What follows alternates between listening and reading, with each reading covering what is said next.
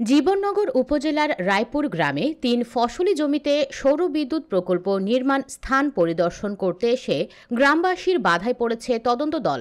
অবশেষে তদন্ত কমিটি গ্রামবাসীকে আশ্বাস করেন, তদন্ত শেষে সব বিষয়গুলো বিবেচনা করে আমরা একটি রিপোর্ট দেব। এ সময় প্রতিবাদ জানিয়ে মানববন্ধন ও বিক্ষোভ করেছে স্থানীয়রা। গতকাল বৃহস্পতিবার সৌর বিদ্যুৎ প্রকল্প স্থাপনে সরেজমিনে তদন্তে আসে ৪ সদস্যের একটি প্রতিনিধি দল। এ সময় গ্রামের কৃষক কৃষানীরা বিক্ষোভ প্রদর্শন ও এই প্রকল্প বাতিলের দাবি জানান। অপ্রীতিকর ঘটনা এড়াতে বিপুল সংখ্যক পুলিশ মোতায়েন করা হয়। এ সময় হাতাহাতির ঘটনাও ঘটে। পরে পরিস্থিতি নিয়ন্ত্রণে নেয় পুলিশ। স্থানীয়রা জানায়, জীবননগর উপজেলার রায়পুর ইউনিয়নের কৃষ্ণপুর মাঠের জমি খাদ্য উৎপাদনে একটি কৃষি সমৃদ্ধ মাঠ।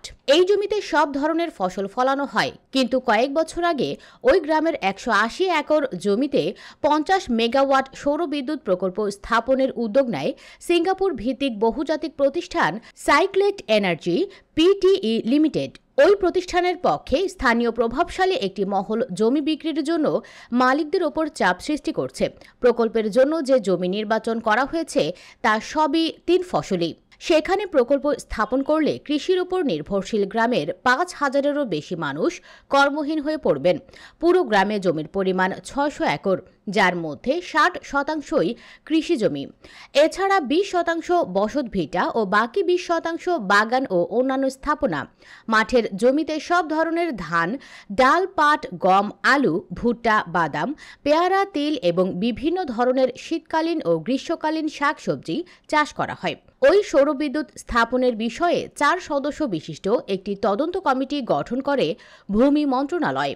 বৃহস্পতিবার সরেজমিনে কৃষ্ণপুর গ্রামে তদন্তে আসেন ভূমি মন্ত্রণালয়ের যুগ্ম সচিব ও তদন্ত কমিটির আহ্বায়ক মোছাম্মদ মমতাজ বেগম, বিদ্যুৎ বিভাগের নবায়নযোগ্য জ্বালানি ১ উপসচিব ও তদন্ত কমিটির সদস্য আলী আফরোজ। তদন্ত কমিটির সদস্য ও কৃষি সম্প্রসারণ অধিদপ্তর চুয়াডাঙ্গার উপপরিচালক বিভাস চন্দ্র সাহা ও চুয়াডাঙ্গার অতিরিক্ত জেলা প্রশাসক রাজস্ব মোহাম্মদ মিজানুর রহমান। কি বক্তব্য আমাদেরকে এটা তদন্ত করার জন্য পাঠিয়েছে। আমরা এই জমিটা দেখলাম, আমরা যে ডিডি এগ্রিকালচার যিনি এখানে উপজেলা কৃষি অফিসার যিনি আছে তার কাছ থেকে আমরা তথ্য নিয়েছি এবং আপনাদের কথা আমরা শুনলাম। আপনাদের এখানে সবার কথা তো শোনা যাবে না, আপনাদের পক্ষ থেকে প্রতিনিধি আছে, তাদের সাথে আমরা কথা বলেছি। আমরা তাদের কাছ থেকে লিখিত নেব, সব বিষয় বিবেচনা করে আমরা একটা রিপোর্ট দেবো। ঠিক আছে।